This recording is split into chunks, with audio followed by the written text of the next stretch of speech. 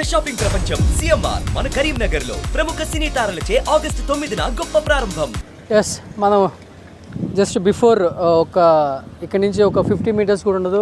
ఇదిగో ఈ ప్రాంతంలోనే మనం కార్లు అన్నీ విరిగిపడ్డాయి, కొండ చర్యలు విరిగిపడినాయి. దీని కింద ఇల్లులు నేను చూపించాం కదా. ఈ ప్రాంతం అంతా పూర్తిగా ఇల్లులు మొత్తం కూడా ఆ కొండ చర్యల కింద, ఆ బురదల కింద పూర్తిగా మునిగిపోయింది. కాబట్టి ఇక్కడ మీకు కనిపిస్తుంది, నేను చెప్పాను ఇది టూరిస్ట్ ప్లేస్ అని కూడా.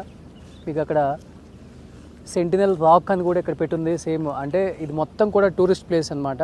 మీకు ఇక్కడ ఏం మిగలలేదండి, క్లియర్గా చూస్తే అది అక్కడ ఒకే ఒక్క ఇల్లు కనపడుతుంది చూడండి. ఆ ఒక్క ఇల్లు మాత్రమే మిగిలి ఉందన్నమాట. అసలు ఆ ఇంట్లో వాళ్ళు కూడా లేరు, ఇమీడియట్గా ఇక్కడి నుంచి పంపించుంటారు. ఒకసారి ఆ ఇంట్లో ఎవరున్నారో ఏంటో చూద్దాం మనం. ఈ పక్కన రెస్క్యూ టీమ్ అంతా వాళ్ళ పని వాళ్ళు చేస్తున్నారు. ఈ కంప్లీట్గా మీకు కనపడుతుంది. ఈ ఒక్క ఇల్లు మాత్రమే మిగిలి ఉంది.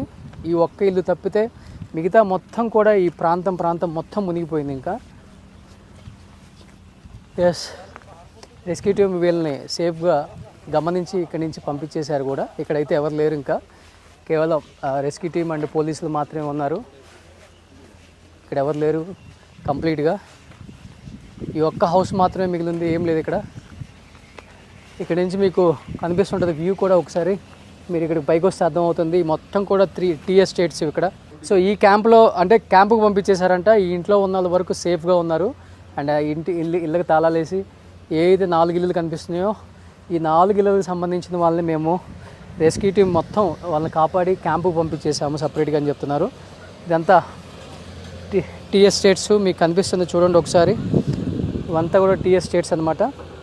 సో కొండ చర్యలు ఇదిగో టీ ఎస్టేట్స్ కూడా కంప్లీట్గా మొత్తం వేరులతో సహా బయటకు వచ్చేసింది చూడండి ఒకసారి. కింద మొత్తం ఈ పూర్తిగా ఈ ప్రాంతం మొత్తం మునిగిపోయింది. ఆ వరద ప్రవాహం ఇలా వచ్చిందనమాట. దానివల్ల ఈ ఇంట్లో ఉన్న వాళ్ళు మాత్రం సేఫ్గా బయటపడాల్సి వచ్చింది. అండ్ అటు సైడ్ మీకు ఇంకొక 10 ఇళ్ళు కనిపిస్తున్నాయి అనమాట. వాళ్ళు మాత్రం కొంచెం బయటపడ్డారు. ఒకసారి ఆ సైడ్ వెళ్దాం. ఆ సైడ్ ఏమన్నా మనకి ఇంకేదన్నా క్లియర్ ఇన్ఫర్మేషన్ దొరుకుతుందేమో. ఒకసారి ఆ సైడ్ కూడా వెళ్ళి ఏమన్నా కవర్ చేసే ప్రయత్నం చేద్దాం. అసలుకి అంటే రెస్క్యూ టీమ్ చాలా విధాలుగా చాలా రకాలుగా ఇక్కడ చాలా వరకు కష్టపడి ఏదో విధంగా సేవ్ చేసి ప్రతి ఒక్కరిని, అంటే కొంతమంది తెలియకుండా కూడా లోపల ఉంటారండి అని చెప్పేసి కూడా కొంతమంది రెస్క్యూ టీమ్ వెతుకుతున్నారు. మనకు కనిపిస్తుంది ఈ ప్రాంతం అంతా చాలా పచ్చని చెట్లతో ఎంత బాగుంది గ్రీనరీ. ఇటు పక్కన ఇవన్నీ సో చెట్లు కూడా మొత్తం పూర్తిగా ఈ వరద దాటికి మొత్తం పూర్తిగా మునిగిపోయింది ఈ ప్రాంతం మొత్తం కూడా. ఇంకా అంటే అప్పటికే వర్షం పడుతుంది, అప్పటికప్పటికే ఎండ వస్తుంది ఇవాళ నుంచి. బట్ ఎప్పుడు ఏం జరుగుతుందో కూడా చెప్పలేని ఒక వాతావరణం అయితే కనిపిస్తుంది ఇక్కడ. ఎప్పటికెప్పుడు వాతావరణ శాఖ కూడా వీళ్ళకి ఇన్ఫర్మేషన్ ఇస్తుంది అనమాట, ఏ టైంలో ఎలా ఉంటుందో. ఎందుకంటే హెలికాప్టర్స్ కూడా మీకు కంప్లీట్గా అన్ని చోట్ల తిరుగుతున్నాయి ఇక్కడ. అండ్ వాతావరణాన్ని ఎప్పటికప్పుడు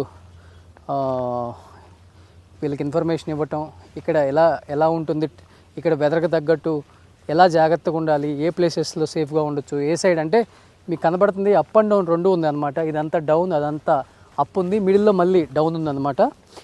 అంటే అక్కడ ఇరిగిపడింది కాబట్టి ఈ ప్రాంతం మొత్తం కొట్టకపోయింది. ఎక్కడ ఇరిగిపడిందో అది. అంబులెన్స్లు, కొన్ని అంబులెన్స్లో పంపిస్తున్నారు బాడీస్, కొన్ని ఎయిర్ అంబులెన్స్లు కూడా వస్తున్నాయి అన్నమాట ఇక్కడికి. కొంచెం పైకి వెళ్దాం అసలుకి.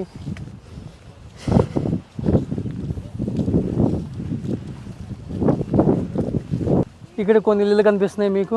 ఇక్కడ ఇల్లులు కొంచెం సేఫ్గా బయటపడ్డారు వలస కూలీలు పాపం. ఇక్కడ కంప్లీట్గా ఈ ఇంటి వరకు వచ్చి ఆగిపోయింది పాపం. చాలా సేఫ్గా బయటపడ్డారు ఈ ఇంటి వాళ్ళు కూడా, ఇటు సైడ్ ఉండే వాళ్ళు కూడా.